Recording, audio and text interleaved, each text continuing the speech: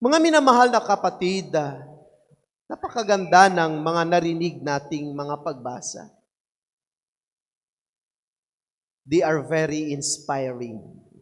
Lalo-lalo na ang ating first reading. May isa daw mayaman na babae at inanyayahan niya si Eliseo na kumain sa kanilang tahanan. Mula noon, doon na kumakain si Eliseo sa kanilang tahanan. Kaya dito naalaala ko yung sa probinsya. Hindi katulad dito sa Maynila. Sa probinsya, ang mga pamilya nag-aagawan magpapakain ng pari. Nag-aagawan ang mga pamilya para papasukin ang pari sa kanilang tahanan at pakakainin.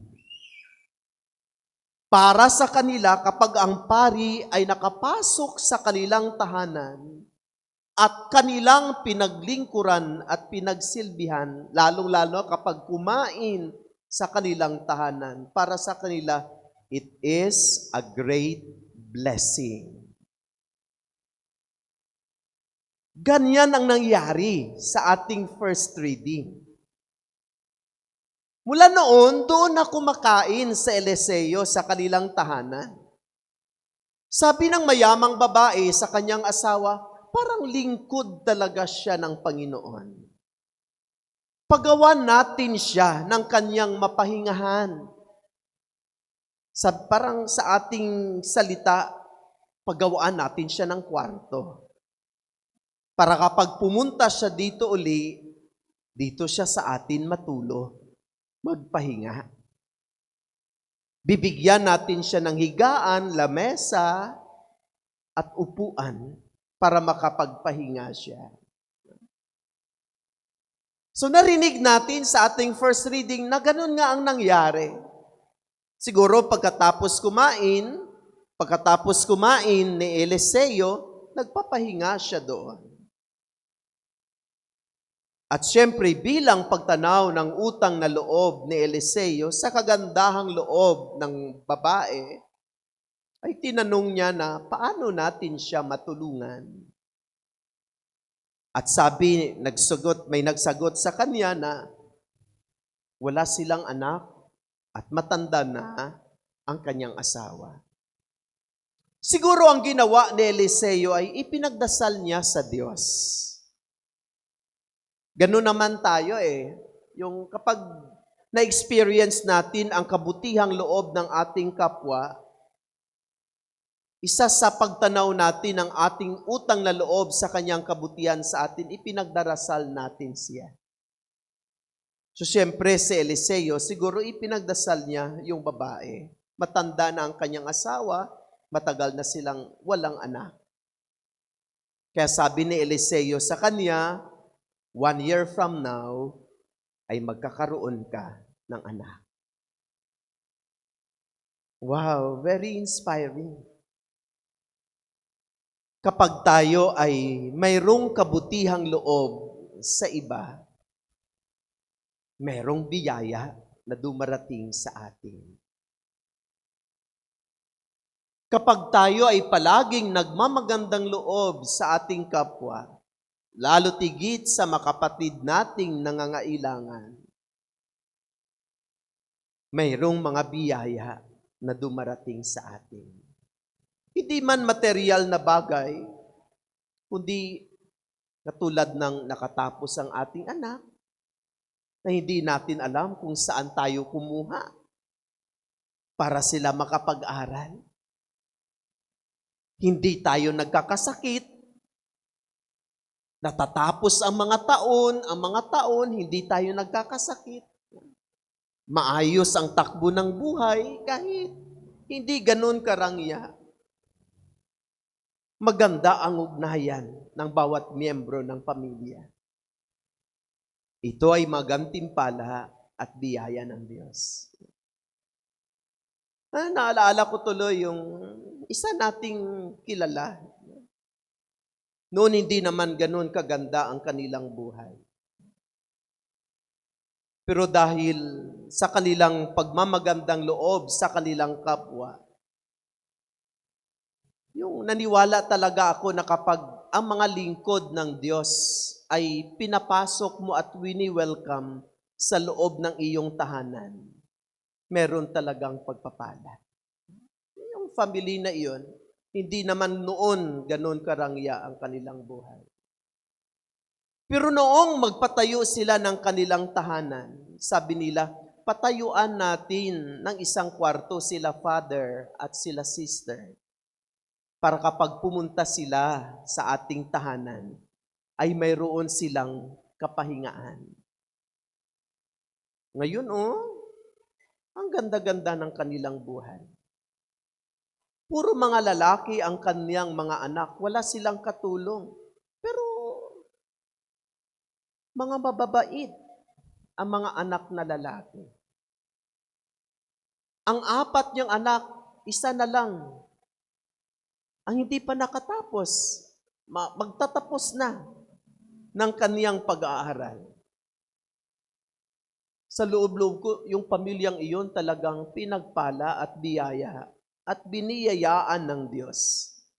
Dahil sila ay talagang nagmagandang loob, hindi lang sa mga pari at mga madre, kundi sa lahat ng mga taong lumalapit at tumihingi ng kanilang tulong at awa. Yung maganong pangyayari at mga mabubuting ginawa ng may mabubuting loob ay ating mga inspirasyon na dapat nating tularan at tuwaran sa buhay. Sabi ko, sana ganun din yung aming mga chapel sa mission station. Mag-aagawan ang pamilya na magpapakain sa pari para yung pundo ng balikhandog natin ay hindi mababawasan. Kasi mayroong pamilya, the very generous, na magpakain sa pari because they believe kapag pinakain nilang isang lingkod ng Diyos, hindi man makaganti yung paring iyon, subalit ang Diyos ay magpapala at magbiyaya.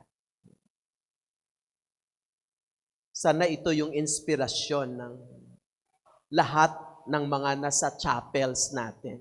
Yun kasi yung problema natin. Kaya mamaya sa meeting, isa yan sa pag-uusapan natin. Kasi parang nalulungkot ako na mag-financial report na yung 25% na share ay 1,200. Share po yun ng chapel.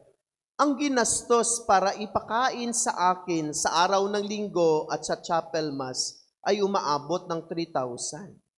Sabi ko, nakakalungkot naman kung ganon.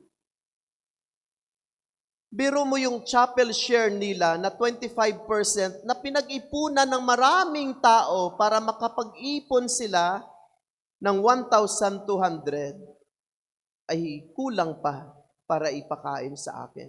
Sabi ko nga sa kanila, ilang beses ba kayo magpakain sa akin sa loob ng isang taon? Sabi nila, ilang beses ba tayo mag-chapel mass sa isang taon? Once a month lang naman. At pagkatapos ng Holy Week, hindi po tayo nagmimisa kasi nagpapahinga tayo. Ibig sabihin, 11 months lang. So sa laki-laki ng ating community, wala bang 11 families na pwede magsabi, ako na magpakain kay Father? At si Father hindi naman masilan, kahit munggo lang yan at saka may daing, okay na. So munggo mo, 1/4, lagyan mo ng dahon ng malunggay, may dilis ka na 20. Hindi nga makaabot ng 100. Makakahain na ako. So yun yung parang paanyaya sa atin na nakakalimutan natin na kapag tayo ay mapagbigay, mayroong mabuting loob sa iba, at tayo ay generous sa mga kapatid nating higit na nangangailangan, mayroong mga pagpapala at biyaya na nag-iintay sa atin. Sa ating ebanghelyo, ating narinig, yung sa last part ng ating ebanghelyo, Mayroong pangako doon ang ating Panginoon. Ano ang sabi niya? Ang sino mang magbigay ng kahit isang basong tubig na malamig sa isa sa maliit na ito dahil ito'y alagad ko, tinitiyak ko sa inyong tatanggap siya ng gantimpala. Imagine, tubig lang ang ibibigay mo sa naglilingkod sa Diyos. Ang pangako niya, sabi niya, tinitiyak ko na tatanggap siya ng gantimpala. Kung pinakain mo pa, pinainom mo pa, ay, the more pagpapala ang ipagkakaloob sa atin ng Panginoon. Mga minamahal na kapatid, di ba palagi natin yung sinasabi, the more you give, the more you receive. It is better to give than to receive. At ang taong mapagbigay kapag ang Diyos ay magbalik, siksik, liglig at umaapaw.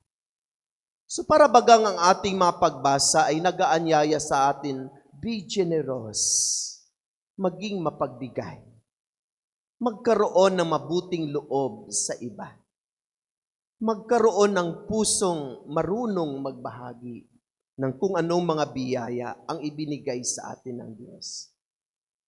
Kung hindi man yan makaganti, ang Diyos ay nakikita niya ang kabutihang ating ginagawa. At alam na natin at tayo ay naniniwala na kapag ang Diyos ay magbalik ng mga biyaya sa atin, palagi natin yan sinasabi, siksik, liglig at umaapaw. Inaawit pa nga natin yan, magbigay tayo sa Panginoon, magbigay tayo. Ibabalik, siksik, liglig at umaapaw. Be generous, and God will be generous unto you. At kailangan tayong magkaroon ng mabuting loob sa ating kapwa dahil ang ating kabutihang loob ay mayroong pagpapala at maraming biyaya. Amen.